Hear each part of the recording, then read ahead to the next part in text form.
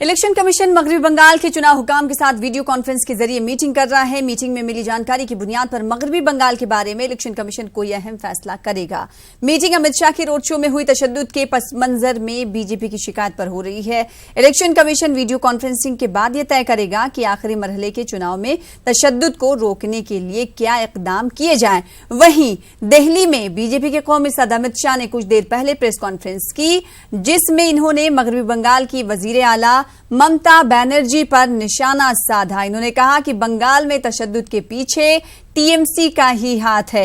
विद्यासागर के मुजस्समे को टीएमसी कारकुनों ने तोड़ा, लेकिन पुलिस खामोश तमाशाई बनी रही। इन्होंने यानी अमित शाह ने इलेक्शन कमीशन की कारकर्दगी पर भी सवाल उठाए। श्रीमती ममता बनर्जी का आरोप है कि हिंसा भारतीय जनता पार्टी कर रही है। मैं ममता बनर्जी को एक बात बताना चाहता हूं कि आप सिर्फ 42 सीटों पर चुनाव लड़ रही हैं। भारतीय जनता पार्टी देश के हर राज्य में चुनाव लड़ रही है और हर राज्य में अलग अलग पार्टियों के खिलाफ, कांग्रेस पार्टी के खिलाफ, स्थानीय दलों के खिलाफ हमारा मुकाबला है, मगर कहीं पर भी हिंसा नहीं होती है। और 6 के 6 चरण में बंगाल में हिंसा होती है, इसका मतलब ही होता है कि हिंसा का कारण तृणमूल कांग्रेस है, भारतीय जनता पार्टी नहीं है। अगर भारतीय जनता पार्टी हिंसा करती तो हर राज्य में होनी चाहिए थी। और आप लोगों के टीवी मीडिया के फुटेज भी आप देख लीजिए। 6 के 6 चरण के कंपाइलेशन कर बंगाल की जनता को दिखाना चाहिए कि किस प्रकार से लोकतंत्र का गला बंगाल के अंदर घोंटा जा रहा है। मैं कल की घटना की बात करूंगा। कल भारतीय जनता पार्टी का रोड शो था। रोड शो के पहले ही 3 घंटे पहले भारतीय जनता पार्टी ने जो पोस्टर बैनर्स लगाए थे उनको हटाने का कार्यक्रम रखा गया, अधिकृत रूप से रखा गया। पुलिस मुख्य दर्शक बनकर खड़ी रही। वहां पर संघर्ष कर हमारे कार्यकर्ता को उकसाने का प्रयास किया गया, मगर कुछ नहीं हुआ। प्रधानमंत्री के पोस्टर फाड़े गए, मेरे पोस्टर फाड़े गए, भारतीय जनता पार्टी के प्रत्याशियों के पोस्टर उखाड़े गए, फिर भी भारतीय जनता पार्टी के कार्यकर्ताओं ने शांति रखी। रोड शो चालू हुआ। रोड शो के अंदर जिस प्रकार का अभूतपूर्व जन समर्थन कोलकाता की जनता का मिला, वो आप इसके फुटेज देखकर जान सकते हो। कम से कम 2-2.5 लाख लोग 7 किलोमीटर लंबे रोड शो के अंदर फैले हुए थे। 1 इंच भी जगह खाली नहीं थी। वहां कोई हिंसा का वातावरण नहीं था। 2.5 घंटे तक बहुत अच्छे तरीके से रोड शो हुआ। हमला एक नहीं हुआ है, 1, 2, 3 हमले हुए हैं।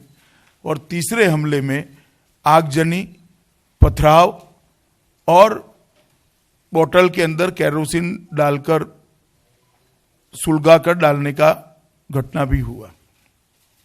सुबह से पूरे कलकत्ता के अंदर ये रूमर थी कि यूनिवर्सिटी के अंदर से कुछ लड़के आकर दंगा करेंगे। पुलिस ने ना किसी को अरेस्ट किया, ना वहां पर कोई सिक्योरिटी की व्यवस्था की, ना उनको रोकने का प्रयास किया। और जितने भी पथराव करने वाले लोग थे वो अंदर की ओर थे, हम लोग रिसीविंग एंड पर थे। मैं आपको कुछ फोटोग्राफ दिखाना चाहता हूं कि किस प्रकार का दृश्य बना था। आपको इसकी कॉपी भी दी जाएगी। ये फोटो है जो मेरे रोड शो पर पथराव किया गया, जिसमें सीआरपीएफ के बचाव करने के साधन से बचता हुआ मैं स्पष्ट दिख रहा हूं और नीचे आगजनी भी हो रही है। आप लोगों को इसके फोटोग्राफ सबको हम दे देंगे। दूसरा फोटोग्राफ है जो आरोप लगा रही है टीएमसी के और भी जारी है। और इस बीच आपको बता दें कि बीजेपी के कौमी सदर अमित शाह ने प्रेस कॉन्फ्रेंस से खिताब किया और इस प्रेस कॉन्फ्रेंस की पूरी बाइट आप सुन रहे थे। रद्द-ए-अमल का इजहार अमित शाह कर रहे थे और सीधे तौर पर मगरबी बंगाल सरकार को जिम्मेदार ठहराते रहे थे और साथ ही साथ ईसी की कारकर्दगी पर भी सवाल उठा रहे थे। आज इसी मुद्दे पर बातचीत करेंगे। हमारे साथ खास मेहमान जुड़ रहे हैं, उनका तारुफ करा दे।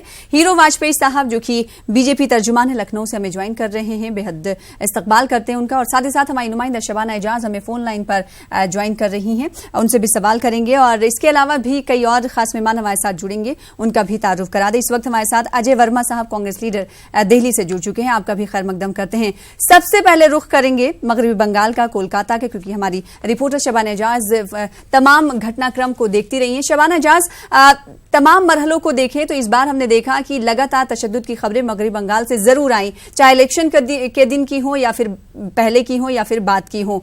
इससे पहले इम्कान है कि आपने कई लोकसभा इंतखाबात, कई लोकसभा इलेक्शंस कवर किए होंगे, क्या इससे पहले भी ऐसे ही हालात थे या इस बार ही हैं?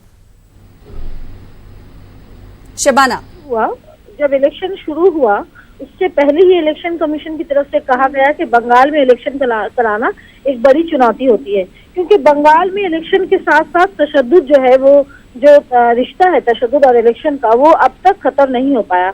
हम कहते थे कि लेफ्ट के टाइम में भी हमने ऐसे ही लोगों को देखा था। इसी तरह से इलेक्शन के दिन जो है वो पथराव होते थे, गोली चलती थी, बम चलते थे और लोग मारे जाते थे। तो वो तस्वीर, सियासी तब्दीली आई, लेकिन जो इलेक्शन में जो जिस तरह से बूथ कैप्चरिंग की और तशद्दुद की जो तस्वीर थी वो नहीं बदली। हम कह सकते हैं कि अगर मुल्क की दीगर रियासतों में भी शायद इसी तरह के हालात होंगे, लेकिन उनमें कुछ कमी आई होगी, लेकिन बंगाल की ये तस्वीर नहीं बदली। और खुद इलेक्शन कमीशन ने भी माना है कि बंगाल में इलेक्शन कराना एक बड़ी चुनौती है और जिसकी तस्वीर जो है वो आप देखें कि पिछले 6 मरहलों में जो इलेक्शन हुए, कहीं ना कहीं इसी तरह की गड़बड़ की खबरें हैं। और खुद मुर्शिदाबाद में इलेक्शन के दिन लाइन में खड़ा एक आम आदमी जो वोटर है वो मारा जाता है अगर गोली से, इससे अंदाजा लगाएं कि कितने लोग जख्मी हुए होंगे, किस तरह के हालात होंगे। और अब जब आखिरी मरहले की पोलिंग है, 7वें मरहले की पोलिंग है और इसमें कोलकाता नॉर्थ और कोलकाता साउथ की भी इलेक्शन होने हैं, तो सारी तवज्जो जो है वो कोलकाता की तरफ थी, तमाम सियासी जमातों की। हालांकि इससे पहले भी अमित शाह कोलकाता बंगाल आए थे, कोलकाता में उन्होंने प्रेस कॉन्फ्रेंस की थी, लेकिन जो कल जो है वो रोड शो के दौरान हुआ, वो अपने आप में जो है हम कह सकते हैं कि वो बहुत ही गंदी सियासत है, जिसकी तरफ से भी हो। खुद अगर बीजेपी इल्जाम लगा रही है कि हुकूमत जिम्मेदार है, तो ममता बनर्जी भी इल्जाम लगा रही है कि बीजेपी के कार्यकर्ताओं ने इन तमाम हंगामों के लिए वो जिम्मेदार है और बाहर से लोग लाए गए थे। तो ये बाहर से लोग लाए गए थे, इसकी जो है वो इंक्वायरी होगी। और आज ममता बनर्जी भी रास्ते पे उतरेंगी, उनके साथ इंटेलेक्चुअल्स उतरेंगे, स्टूडेंट्स उतरेंगे और वो जो है पूरी एक रैली करेंगी। तो एक तरह से कह सकते हैं कि इलेक्शन से पहले हर सियासी जमात टीएमसी के लीडर को भी जोड़ने की कोशिश करेंगे और हमारी यही कोशिश रहेगी कि टीएमसी से पूछा जाए कि आखिर मगरबी बंगाल में अमन कानून की बरकरारी क्यों नहीं हो पा रही है। शबाना, हमारे साथ बने रहे, हमारे साथ 2 खास मेहमान भी जुड़े हुए हैं। हीरो वाजपेयी साहब, आपसे सवाल ये कि बीजेपी ये कह रही है कि हम पर हमला किया जा रहा है, वहीं अगर टीएमसी की बात करें तो टीएमसी ये कह रही है कि हमारे कार्यकर्ताओं को, हमारे कारकुनों को भड़काया जा रहा है। देखिए, बिल्कुल टीएमसी का जो बयानबाजी है एकदम गलत है। पूरे देश में हमारे रोड शो हो रहे हैं, पूरे देश में नेताओं के कार्यक्रम लग रहे हैं और कहीं भी इस तरह का माहौल बीजेपी की किसी भी रैली में, किसी भी रोड शो में नहीं हो रहा है। जिस तरह से हमारे नेताओं को वहां उतरने की अनुमति नहीं दी जा रही, आपने पश्चिम बंगाल में देखा होगा कि हमारे कई नेताओं, योगी जी, अमित शाह समेत तमाम नेताओं के कार्यक्रमों को एंड टाइम पर निरस्त किया गया, अनुमति नहीं दी गई, हेलीकॉप्टर उतरने की अनुमति नहीं दी। ये एक तरह से दिखता है कि ममता दीदी जो है बायस्ड हैं पूरी तरह से और उन्होंने पूरे लोकतंत्र का वहां पर बंगाल में माहौल बना रखा है और जिसका आभास चुनाव आयोग ने भी अपने बयानबाजी में किया कि लोहार चुनाव कराना कठिन है। और जैसा कि अभी ये आपके समाचार के जो एंकर थी आपकी जो अभी बंगाल से जुड़ी थी, उन्होंने कहा वो माहौल लगातार जो वामपंथियों के द्वारा बनाया गया था वो माहौल लगातार अभी तक चल रहा है। केवल पश्चिम बंगाल ही ऐसा है कि जहां अभी बूथ लूटे जा रहे हैं, जहां आगजनी हो रही, जहां पत्थरबाजी हो रही है और भारतीय जनता पार्टी का जो जीत का कारवां चल रहा है उसे देख ममता बनर्जी बौखला गई है और इसलिए हम पर हमला कराया गया है। और जिस तरह का हमला हुआ उसमें हमारे पार्टी के राष्ट्रीय अध्यक्ष को भी नुकसान पहुंच सकता था। आज उन्होंने प्रेस कॉन्फ्रेंस में फोटोएं दिखाई कि किस तरह के उनको सशस्त्र सेना के जवानों ने बचाया, किस तरह पास में आगजनी हो गई। और यह कहना सरासर गलत है कि हम बाहर से लेकर आए। जब हमारे नेताओं को ही उतरने की अनुमति नहीं दी जा रही तो बाहर से संख्या कहां से आ सकती है। बंगाल की जनता को ममता दीदी और गुमराह नहीं कर सकती, और जिन बंगाल की जनता पे वो जुल्म ढा रही है वो उन्हें आगे वाले चुनाव में मुंह तोड़ जवाब देने जा रही है। एक बड़ी पराजय की ओर ममता बनर्जी बढ़ रही है, जिस वजह से ये खिसियाहट सामने आ रही है। ठीक है अजय वर्मा साहब, देश में पूरे मुल्क में चुनाव हो रहा है लेकिन हिंसा की खबरें सिर्फ वेस्ट बंगाल से सुनाई दे रही हैं। देखिए, सबसे पहले मैं बताऊं, ये बड़ा निंदनीय है देश की सरकार और प्रदेश की सरकार। देश में सरकार भारतीय जनता पार्टी की और प्रदेश में सरकार ममता बनर्जी की है। ये जो लोकतंत्र का मजाक उड़ाया जा रहा है ये बड़ा निंदनीय है जीत के लिए। और ये भारतीय जनता पार्टी की सोची समझी रणनीति के तहत गुरु चेलों की राजनीति है कि किस मरहले में किस तरह का प्रयोग उनके लिए फिट सूटेबल रहेगा। क्योंकि आप ये देखिए कि दंगों का फायदा हिंदुस्तान में किसे मिलता है, हिंदू मुस्लिम का फायदा कौन कराता है। वर्ल्ड की पत्रिका टाइम्स ने भी अपने पेपर पे फर्स्ट पेज पे छापा है the head of the divine. तो आप पूरा देश समझ रहा है कि ये काम कौन करा रहा है, कैसे करा रहा है और क्यों करा रहा है। अब इसमें बंगाल की सरकार को फायदा है या केंद्र की सरकार को फायदा है? क्योंकि बंगाल में तो ममता बनर्जी की सरकार है। वो लोग जिनके पास कुछ नहीं है, पाने के लिए ही सब कुछ है, खोने के लिए कुछ नहीं है। आपको याद हो भारतीय जनता पार्टी की 1 या 2 सीट थी पिछले लोकसभा के चुनाव में। ये चाहते हैं कि इसको भी उत्तर प्रदेश बना दिया जाए, इसको भी इस तरह का माहौल डेवलप कर दिया जाए कि यहां भी वो हिंदू मुस्लिम या इसी तरह का दंगे फसाद करा के बड़े सोची समझी रणनीति के तहत एक कार्यक्रम चल रहा है। और मैं चाहूंगा चुनाव आयोग और प्रशासन इसकी जांच करके, क्योंकि अभी आपके चैनल पे दिखाया जा रहा था हिंसा की तस्वीरें, तो उसमें देखिए आपने भारतीय जनता पार्टी के लोग, वो मैं नहीं कह रहा कि वही उसी तरह के वस्त्र पहने वही हंगामा करते नजर आ रहे थे। और रहा सवाल, मैं कह रहा हूं भीड़ का, तो हेलीकॉप्टर उतरने की इजाजत तो राहुल गांधी को भी नहीं दी थी, हेलीकॉप्टर उतरने की इजाजत तो ममता बनर्जी ने किसी बड़े नेता को भी नहीं दी थी। हालांकि हम ममता बनर्जी का समर्थन नहीं कर रहे हैं, ना हमारा ममता बनर्जी से कोई गठबंधन है जी, लेकिन ये सोची समझी रणनीति के तहत देश की सरकार की जिम्मेदारी बनती है कि ये चुनाव जीतने के लिए किस हद तक नीचे गिर सकते हैं। इन्हें यह पता है कि हिंदुस्तान के सारे स्टेटों से इनकी वापसी हो रही है, 2019 में वापस जा रहे हैं। तो वही खेल खेलते हैं जो यूनाइटेड नेशन कहता है, जो टाइम्स पत्रिका कह रही है कि भाई ये भारतीय जनता पार्टी इसका फायदा देने के लिए किसी भी हथकंडे को अपनाकर किसी भी हद तक गिर सकती है। जी, हीरो वाजपेयी क्या सीटें ज्यादा मिल जाएं मगरबी बंगाल से, इस वजह से राजनीतिक पार्टियां इस तरीके के दंगे कराती हैं, बीजेपी पर सीधा प्रहार कर रहे थे। हमारे आपके सहयोगी आपके साथ बैठे हुए हैं अजय वर्मा साहब। नहीं, देखिए हमारे कांग्रेस के मित्र प्रवक्ता जो बैठे हैं और इन्होंने इसी तरह की बयानबाजी की, उत्तर प्रदेश से 30 साल से साफ है, बंगाल में साफ हो गए। देखिए ये बीजेपी ठीक है, केंद्र में हम इनको अपोजिशन भी मानते हैं और हम इनके अपोजिशन हैं भी, लेकिन आंख मीच कर सीधे बीजेपी पे आरोप लगाने की प्रवृत्ति से बचना चाहिए। जो क्षेत्रीय दल डिवीजन कर रहे हैं, इसीलिए उत्तर प्रदेश में 30 साल से कांग्रेस बाहर है, पश्चिम बंगाल में कांग्रेस का अस्तित्व मिट गया। कांग्रेस राष्ट्रीय पार्टी से इसीलिए बहुत छोटी पार्टी में सिमटती जा रही है कि सिर्फ विरोध के नाम पर विरोध करना कांग्रेस को बंद करना चाहिए। जो खुली आंख से दिख रहा है कि पश्चिम बंगाल में लोकतंत्र का माहौल दीदी बना रही है, दीदी गुंडों से हल्ला करवा रही है, ना वह कांग्रेस सर्वाइव कर पा रही, ना भाजपा सर्वाइव कर पा रही, ना वाम दल कर पा रहे। खुलेआम कत्लेआम आगजनी पथरावबाजी हो रही है, बूथ लूटे जा रहे। आप स्थानीय निकाय के चुनाव भी देख सकती हैं।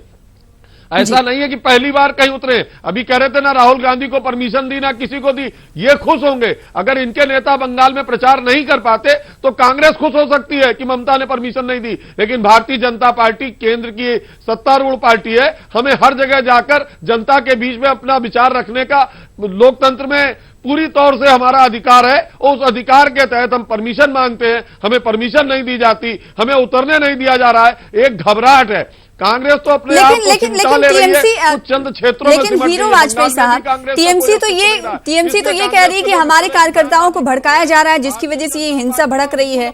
ना बीजेपी के कार्यकर्ता भड़काए, ना ये हिंसा बढ़े। नहीं, ऐसा बिल्कुल नहीं। बीजेपी के कार्यकर्ता भड़काए नहीं। देखिए, जो पार्टी अपना आधार खोती जा रही है। और भारतीय जनता पार्टी जिस तेजी से बंगाल में बढ़ रही है उसको देखकर ममता बनर्जी इस पर उतर आई हैं कि आगजनी कराएंगी, पथरावबाजी कराएंगी, गुंडागर्दी कराएंगी, आपको वहां सरवाइव नहीं करने देंगी, जनता के बीच में नहीं जाने देंगी। और मार खाने वाले लोग कौन है? पश्चिम बंगाल की उनकी जनता। ये पश्चिम बंगाल की जनता हमको मजबूती दे रही है और इस मजबूती के साथ भाजपा आगे बढ़ रही है और उनको बंगाल में मुंहतोड़ जवाब देगी, पश्चिम बंगाल की जनता देगी। ममता बनर्जी की सत्ता जाने वाली है और कांग्रेस इसी तरह प्रदेशों में देखती रहेगी। सत्ता जाएगी इन क्षेत्रीय दलों की और भाजपा आएगी। जी अजय वर्मा साहब, सवाल आपसे ये कि एक सीधा सा सवाल ये है और वाजिब सवाल ये कि कोई भी लीडर किसी भी मुल्क की रियासत का दौरा कर सकता है, आवाम से बातचीत कर सकता है और रैली से खिताब कर सकता है।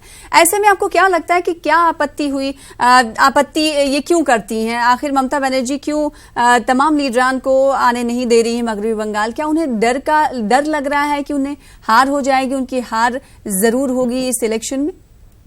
मैंने तो सबसे पहले सनहा कहा है कि मैं निंदा करता हूं दोनों सरकारों की, प्रदेश सरकार की और देश की सरकार की, जो केवल चुनाव की रणनीति बनाकर चुनाव जीतने के लिए किस हद तक गिर रहे हैं। भाई मैं बंगाल जा रहा हूं तो देश की सरकार का कोई भी संवैधानिक पद जो है प्रधानमंत्री का सबसे बड़ा पद होता है। चुनाव चल रहे हैं, संवैधानिक पद। अरे मुझसे पूछ रहे हैं, आपसे नहीं पूछ रहे।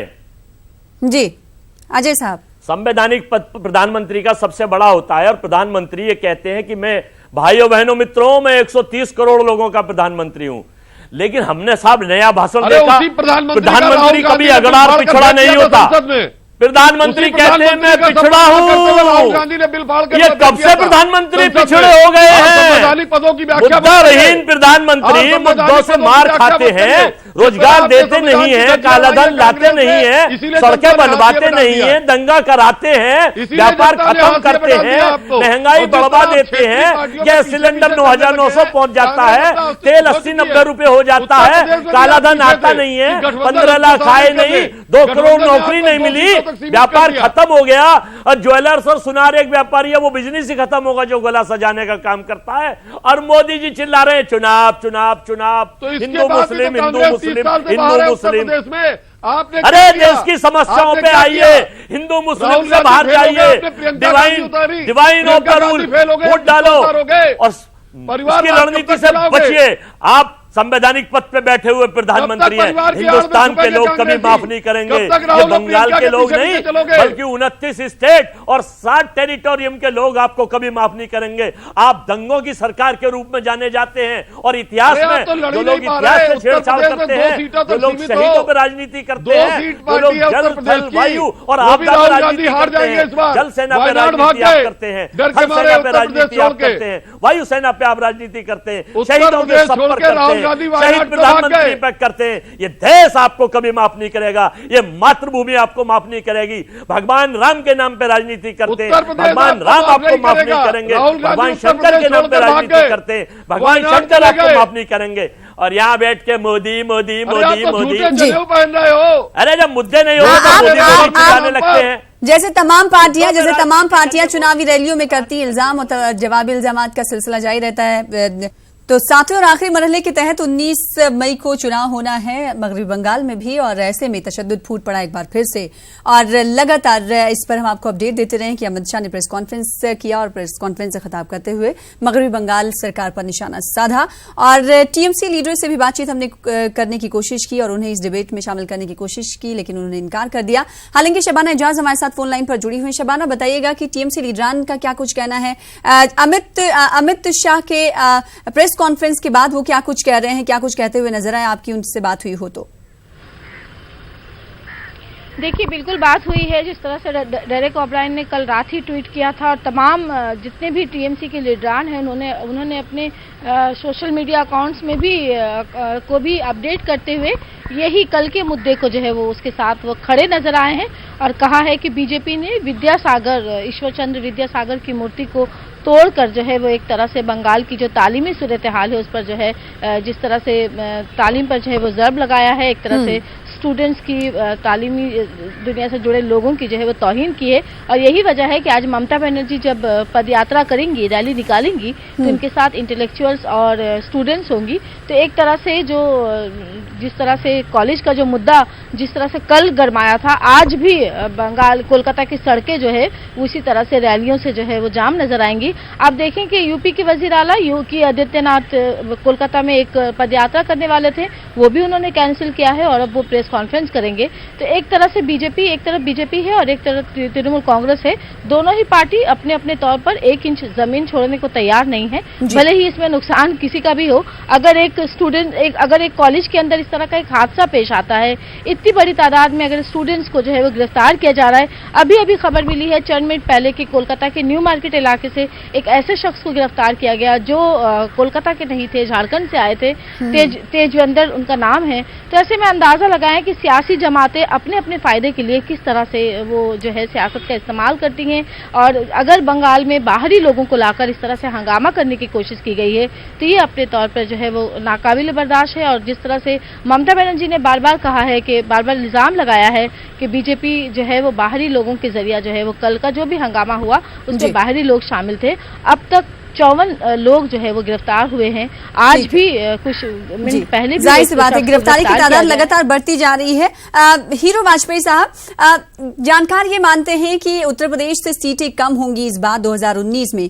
ऐसे में जोर आजमाइश बीजेपी मगरबी बंगाल में इसलिए कर रही कि वहां की भरपाई वो मगरबी बंगाल से कर रही है। क्या मतलब सीटों के पुर होने के लिए बीजेपी किसी हद तक जाने के लिए तैयार है? उसी का नतीजा हमारे सामने ये है। नहीं, बिल्कुल। देखिए, मैं आपकी बात से बिल्कुल सहमत नहीं हूं और इस तरह की बातें मेरे ख्याल से लोकतंत्र में नहीं कहनी चाहिए। कोई पार्टी 300 सीटें भी जीत सकती है और 400 भी जीती जा चुकी हैं इस देश में। तो ये कहना कि कहीं आप हार रहे हैं इसलिए कहीं आप जीत के पूरा करना चाहते हैं, मैं इस बात से आपकी सहमत नहीं। उत्तर प्रदेश में पहली बार से ज्यादा संख्या से हम आने वाले और पश्चिम बंगाल में भी हम 23 से अधिक सीटें जीतने वाले हैं। और हर राजनीतिक दल को लोकतांत्रिक उसमें अधिकार है कि वो अपनी बातें जनता तक पहुंचाए, उनकी सहमति ले, उनका वोट मांगे और उनके वोट के आधार पर अगर हम लोकतांत्रिक प्रक्रिया से जीत के आते तो हमें अपनी संख्या बढ़ाने का अधिकार है। और जनता जब तक वोट नहीं देगी, जनता ही जनार्दन है, उसके वोट से ही कोई लोकतांत्रिक पार्टी जीतकर सत्ता में आती है। तो मैं आपकी इन दोनों बातों से सहमत नहीं कि उत्तर प्रदेश में कम होने वाले इसलिए बंगाल में ये कर रहे। बंगाल की जनता का हमें असीम स्नेह मिल रहा है, गजब का प्यार मिल रहा है, उससे ममता जी बौखलाई हुई है। और मेरे ख्याल से जो दल उनके साथ मंच पर गलबैयां करते हैं वो दल भी हमारे खिलाफ है। और जाने बीजेपी एक बहुत ताकत की तरह से बढ़ रही है बंगाल में, इसलिए जो सहयोगी दल है, कांग्रेस आजकल क्षेत्रीय दलों का पुछलग्गा पार्टी हो गई है, तो वो इस तरह की बयानबाजी करते हैं। भारतीय जनता पार्टी अपने काम से मोदी जी की विकास यात्रा में पश्चिम बंगाल की जनता भी शामिल हो रही है और उस विकास यात्रा की जो रैली निकल रही है अमित शाह के नेतृत्व में, उससे ममता जी घबरा गई और उस घबराहट का नतीजा है ये आगजनी, ये पत्थरबाजी और क्या पता क्या क्या अभी करे और क्या क्या भारतीय जनता पार्टी को सहना पड़े। 60 से अधिक हमारे कार्यकर्ताओं की हत्याएं हो चुकी है। ये सब क्या कहना है कि बाहर से आए थे? वो पश्चिम बंगाल के कार्यकर्ता है, ममता जी की जनता है और ममता जी अपनी जनता को कुचलने में लगी हुई है। वहां की जनता उन्हें मुंह तोड़ जवाब देगी। इस चुनाव में ममता बनर्जी की हालत बहुत खराब होने वाली है जी। लेकिन ये तो जांच का विषय है, जांच का विषय है कि बाहर से लाए गए या नहीं, इस पर इंक्वायरी भी बैठनी चाहिए। अजय वर्मा साहब, अगर मगरबी बंगाल की वजीर आला ये कहती हैं कि जो लोग लाए गए और यहाँ पर जो हिंसा भड़काई गई वो बाहर से लोग लाए गए हैं, ऐसा सोशल मीडिया पर भी तमाम चीजें ट्रेंड कर रही हैं कि जो लोग लाए गए और हिंसा भड़काई गई वो बाहर ही थे। देखिए, मैंने बड़े सम्मान से आपके इस महत्वपूर्ण चैनल जो संसार में देखा जाता है अपने भारतीय जनता पार्टी के छोटे बयानवीर को सुना। मुझे उम्मीद है कि अपने नाकामी छिपाने के लिए वादित नहीं करेंगे जब मैं बोलूंगा, जैसे पहले कर दिया। और ये वादित करेंगे तो मैं बोलूं ही ना, इससे अच्छा है नहीं आप बोले। देखिए, ये हमने बनारस में भी बताया था आपको कि आप बोलने से बच कैसे सकते हैं? नहीं, आप बाधित ना करें, हम आपको सुन रहे हैं, आप भी बोलते रहे, फिर माइक आप ले लेंगे। अजय वर्मा साहब बोलिए आप, वक्त खत्म हो रहा है। देखिए, हमने आपसे बताया था बनारस में भी इन्होंने बाहर के लोग बुला के प्रायोजित कार्यक्रम कराया था और बंगाल में तो ये तय भी साबित हो ही चुका है कि बाहर के लोग बुला के दंगा फसाद कराना चाहते हैं। अरे कुछ दिन बाद ये ना कह देना सारी सीटें बाहर के लोगों के वोट। हीरो वाजपेयी साहब, आपकी बात उन्होंने सुनी, उनकी बात सुन लेते हैं। भारतीय जनता पार्टी का एजेंडा है सना जी, जो चैनल इनकी मन की बात करेगा। वो चैनल तो ठीक है, आपने अगर इनके खिलाफ बात पूछ ली तो आप पे अघोषित कर्फ्यू लागू कर दिया जाएगा। तो ये कर्फ्यू जो चैनल इनके मन की दिखाएगा वो तो इनके लिए सही है, और जो नहीं दिखाएगा उस पर अघोषित कर्फ्यू और उसके खिलाफ कार्रवाई कर देंगे। ममता बनर्जी इन लोगों की नीति और हमने क्या किया? इन लोगों की राजनीति रणनीति दंगे पर टिकी हुई है। डिवाइड एंड रूल, ये लोग देश में टुकड़े करना चाहते हैं, पाकिस्तान से डरते हैं, पाकिस्तान का डर दिखाकर वोट लेना चाहते हैं। क्या आपको नहीं लगता कि अगर कोई लीडर रियासत में जाता है तो इसकी जिम्मेदारी रियासती सरकार पर होती है? सबका साथ, बीजेपी का विकास। नहीं अजय वर्मा साहब, कोई लीडर अगर रियासत का दौरा करता है तो उसकी जिम्मेदारी रियासती सरकार पर ही आयद होती है, और इस जानिब भी देखना होगा। आप तमाम लोगों का बेहद शुक्रिया हमारे साथ जुड़ने के लिए। इसी के साथ मुझे दीजिए इजाजत। आदाब।